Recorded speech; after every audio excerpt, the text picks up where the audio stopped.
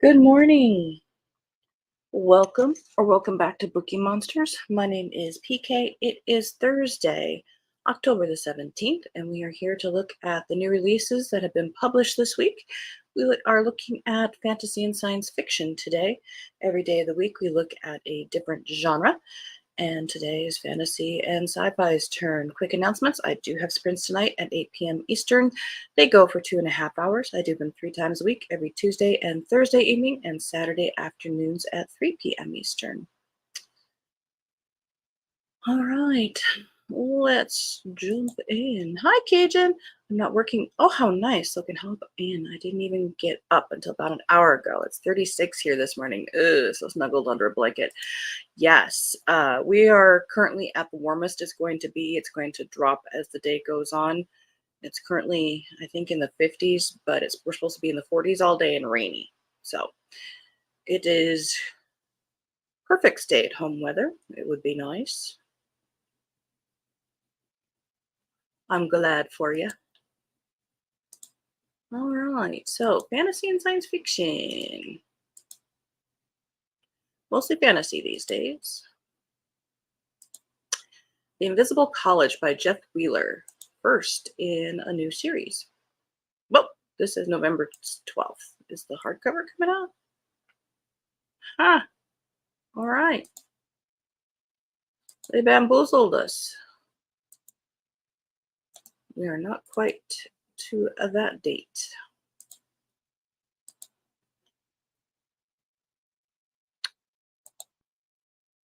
All right, let's try this one. The Instruction in Shadow, second in the Inheritance of Magic series by Benedict Jacka. Stephen has emerged victorious against the schemes of his aristocratic family. Now he finally has the opportunity to do what he's been wanting to do for a long time, track down his father.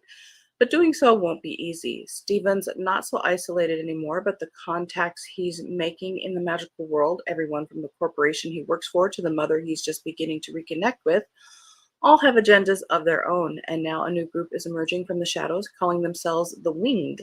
Their leader, the mysterious Byron, promises that he can show Stephen how to find his father, but he wants something in return. Following that trail will throw Stephen into greater danger than he's ever faced before. To survive, he'll need to use all of his tricks and sigils and pick up some new ones. Only then will he be able to prevail against his enemies and find out who's really pulling the strings. The strange thing in this description is consistently all the way through it, instead of a apostrophe, they're using the double quotes. How strange.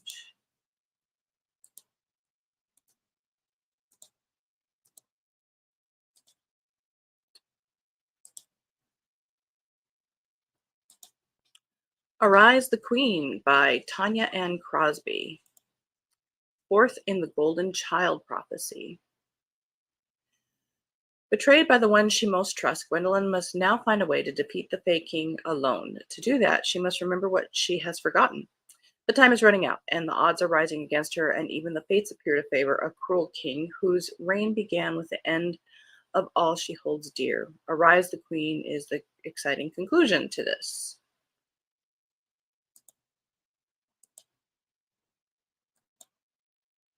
And we have a Batman book.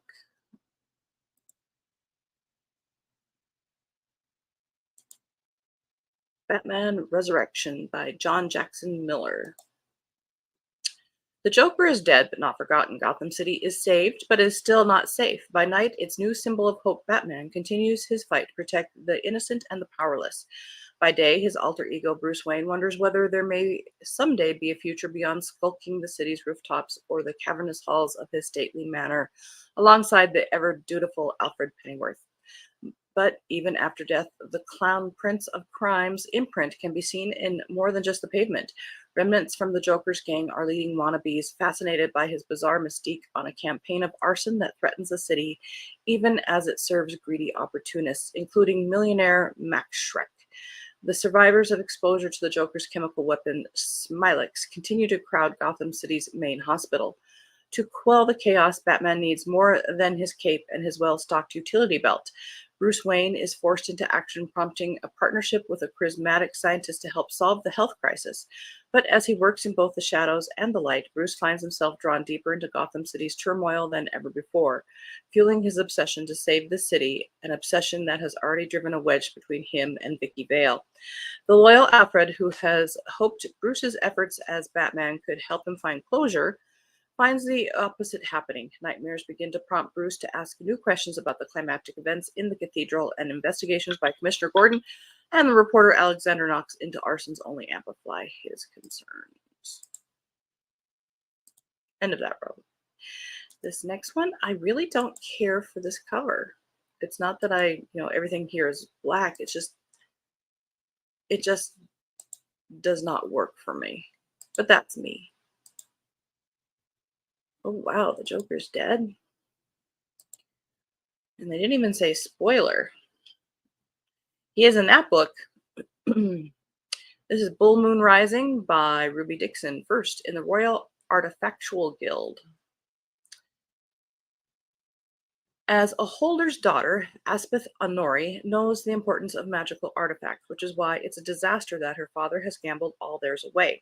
Now that her father is in danger of losing their hold and their heads, if anyone finds out the truth, Aspeth decides to do something about it. She'll join the Royal Artifactual Guild and the adventurers who explore ancient underground ruins to retrieve the coveted arcane items. It's a great plan, with one big problem. The guild won't let her train because she's a woman. Aspeth needs a chaperone of some kind. The best way to get around this problem? Marry someone who will let her become an apprentice. Who better than a surly guild member who requires a favor of his own? He's a minotaur, it's fine, who is her teacher, also fine, and he's about to go into rut, which is where it gets tricky. He also has no idea she's a noble, oops, or he'll want nothing to do with her if he discovers her real identity. Now Aspeth just has to pass the guild tests, thwart a fortune hunter, and save her hold. Oh, and survive a rut with her monstrous horned husband, whom she might be falling in love with.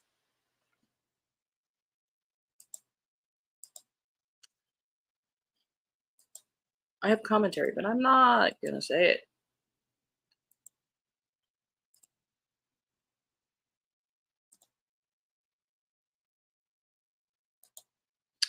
I guess the shimmering jacket doesn't photograph well because it's odd looking. Yeah.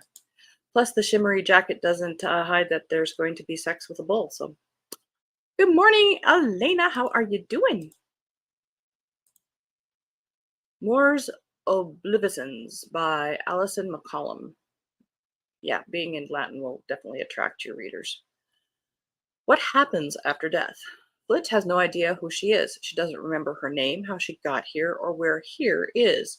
When she encounters the Grim Reaper who tells her that she has died and is now in purgatory, unlike other souls who pass on to heaven or hell, her only real option is to leave with him. He gives her a name and takes her with him to an abandoned cabin where she tries to recover her memories. As she helps him retrieve the souls of the dead, she starts to wonder what really happened to her. Was she supposed to die? What happened to her family? Did someone kill her? As they reap more passing souls and face new creatures, she has more questions than answers. There is a war brewing, and Flit finds herself caught in the threads of a battle between angels and demons, descending into the depths of hell to save someone she thought was a myth. Will she help the angels and prevail, or will she learn that the secrets of death are darker than she could have imagined?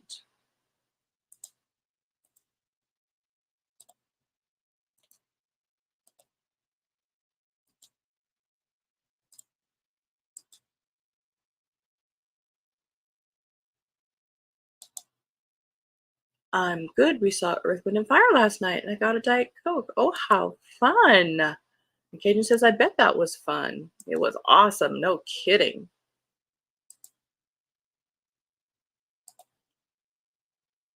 And made good memories, too. Never Keep by Carolyn Peckham and Suzanne Valenti, first in The Sins of the Zodiac. Oh, la, la, la, la. The dragons are lost. The elements are at war. Enlisting isn't optional, and I'm falling for a man who wants me dead. I'm a wielder of hearts and summoner of corruption, heir to nothing and born to a fool in the wrong damn month. And I'm also I'm also one of the only two Fae in this divided land of Hellions who might be starting to see through the lies we've swallowed for so long. In the year we turn 21, conscripts from across the warring nations of air, fire, and earth and water are sent to Neverkeep, the only place in our besieged continent where our magic can be awakened. But something is wrong inside Neverkeep, something that might extend far beyond the reaches of this desolate fortress. Within the Gothic walls of this frigid castle in the snow, we're left to hold our own against the brutal Fae from the opposing lands. The Reapers are merciless, the Royals are lying. Werewolves run rampant, and vampires roam the wastelands in bloodthirsty covens. But even though death lurks in every shadow of the keep, it's the least of my worries. I'm delving into secrets the stars won't want me uncovering, making alliances with Fae born to be my enemy, falling for a sinner while promising my heart to a different heathen, and somewhere amid it all, I'm supposed to win a war. You don't have to. I thought the only thing I had to do was survive my magical instruction. Turns out fate doesn't favor the wicked. All that to say, there's a main character and stuff happens. On Vicious Worlds by Bethany Jacobs. Second in the Kingdom trilogy. The Jevani have found a fragile sense of peace on the ice planet of Kapamame, far from the kingdom's domineering control. There, June Ironway and Master Hawks are tasked with the impossible, protecting their colony from a faceless saboteur who is hell-bent on spreading mayhem and murder through the colony. Meanwhile, stoic cleric Chrono and Six, the wild manipulator responsible for outwitting the Nightfoot family, struggle to stay one step ahead of their enemies. A collision is on the horizon, one that could ignite the spark of revolution. And over it all hangs the cruel legacy of Essek Nightfoot, a legacy that may prove impossible to escape. End of that row.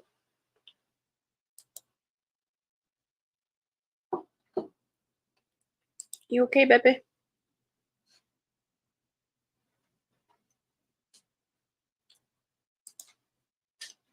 Keo was doing some heaving just before we went live, so he seems to be okay. The Nightward by R.S.A. Garcia, first in the Waters of Lethe series.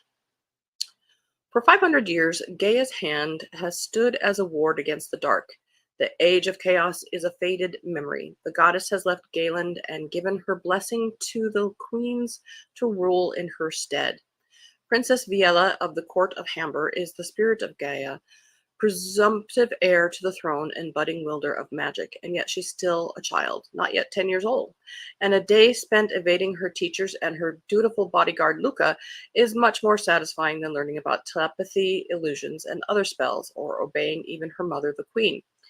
There is time enough, until there isn't. For the night the queen hosts the ceremony to confirm Viella as the next hand of Gaia, everything changes for her in the most horrific way imaginable, the assassination of Viella's mother. Now Viella is queen.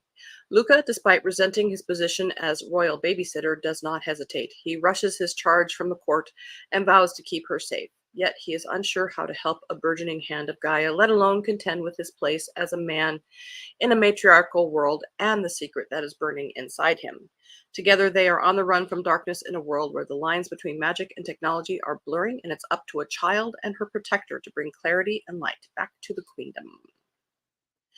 I don't care for that cover, though. That's just me.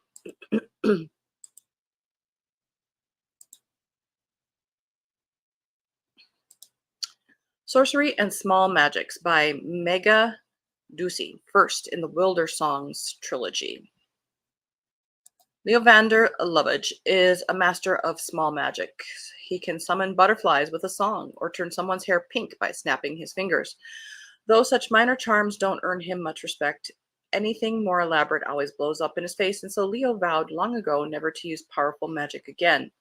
That is until a mishap with the forbidden spell binds Leo to obey the commands of his longtime rival Sebastian Grimm. Grimm is, complete opposite.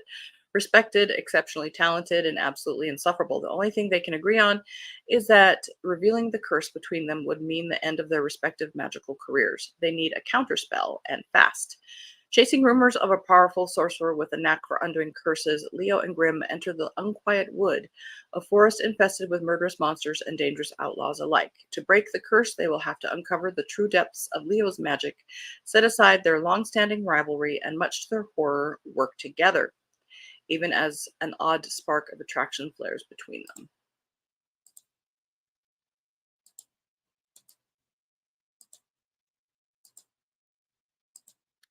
Whispers Most Foul by Emma MacDonald, first in the Dunhollow Academy series. Rose is a student at the prestigious and cutthroat institution of magical learning, Dunhollow Academy. The only problem is that she can't cast a single spell, something her chancellor mother and pretentious peers won't let her forget. Worst among them is Sylvie, the school's top caster and Rose's academic rival. At the start of her third year, Rose must deal with not only the Academy's expectations of her, but also the presence of a vicious ghost, Aveline, a first-year student whose sudden and mysterious disappearance was covered up last term. Rose is the only person who can see Aveline's ghost, a secret she keeps from everyone, even her best friend, Ben. When Sylvie's ghost appears, Rose realizes that death is following the students at Dunhollow. Rose and Sylvie are forced to team up in a world of old dark magic and a dangerous secret order. The deeper they search for answers, the darker the lies become. The clock is ticking, and Rose and Sylvie must act fast before another student is claimed. Talk about dark academia. And there's a new Star Wars movie.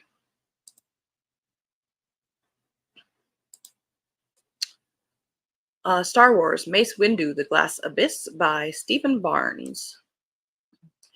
The Jedi are reeling from Qui-Gon Jinn's sudden death at the hands of a Sith. Jedi Master Mace Windu's feelings about Qui-Gon have always been complicated and have not been made any simpler by death.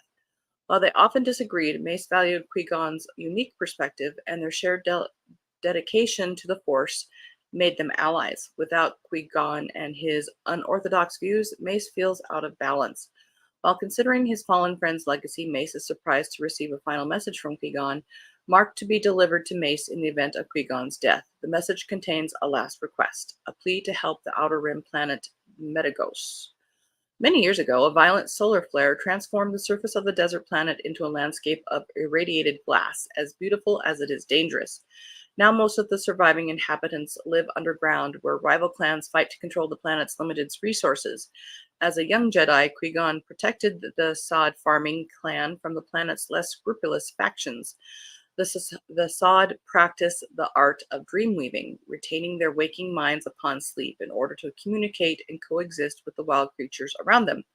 Qui-Gon vowed to return if they ever required his aid, but now it falls to Mace to fulfill that promise. The Sod's leader, Kinshan Nightbird, has begged for the Jedi's help in freeing Metagos from the crime lords who threaten to eradicate the people's way of life. End of that row.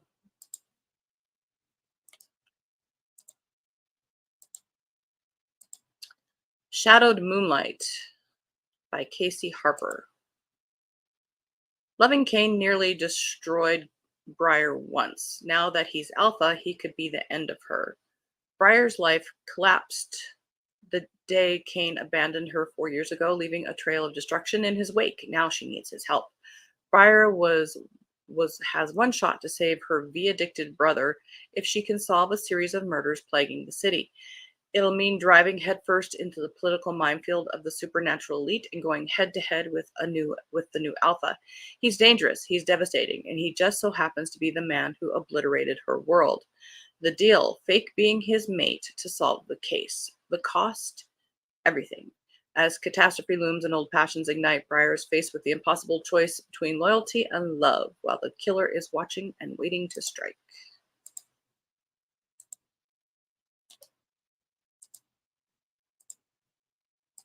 Ruin, The Infernus Duology, Book 1 by Gillian Eliza West. Aurelia Solus hasn't felt the touch of another in 245 years, not without them crumbling to ash at her feet. Cursed by the bite of a demone, she has been sequestered away for the greater good of Etheria by her adopted father, King Typhon. King Renwick rules the rival kingdom of Infernus, the land of the dead. When Aurelia flees the palace of Athera after her power is let loose with deadly results, he recognizes her potential as a weapon and aids her escape. Aurelia finds herself the prisoner of the man she has been taught to fear most, and Renwick is surprised to find there is more to this princess than her untamed powers. Despite the gulf of secrets and magic between them, Renwick can't deny the pull he feels towards her, and Aurelia struggles to resist the one person who can not only survive her touch, but craves it, etc. We are running out of time. We need to keep moving. House of Frank by Kay Sinclair. Powerless witch Seika is ready to enact her sister's final request, to plant her remains at the famed Ash Gardens. When Seika arrives at the always stormy sanctuary, she is welcomed by its owner, an enormous knit-cardiganed mythical beast named Frank, who offers her a role as one of the estate's caretakers. Overcome with grief, Seika accepts, desperate to put off her final farewell to her sister. But the work requires a witch with intrinsic power, and Seika has been disconnected from her magic since her sister's death 2 years prior. Seika gets by at the sanctuary using a fragment of a fallen star to cast enchantments while hiding the embarrassing truth about herself. As Seika works harder in avoidance of her pain, she learns more about Frank, the decaying house at Ash Gardens, and the lives of the motley staff, including bickering twin cherubs, a mute ghost, a cantankerous elf, and an irritating half-witch, among others.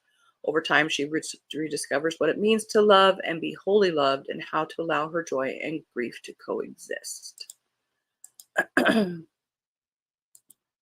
We are running out of time, so we're just going to look at the covers of these last ones. Inferno's Air by Tiffany Wang.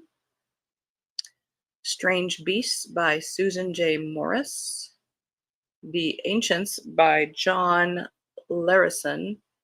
And Lightning in Her Hands by Raquel Vequez Gilland, I think it is. It's written in script. Yes. Oh, Gilliland. All right. And that is all we have time for today. A motley crew of fantasy and sci-fi, I do have to admit.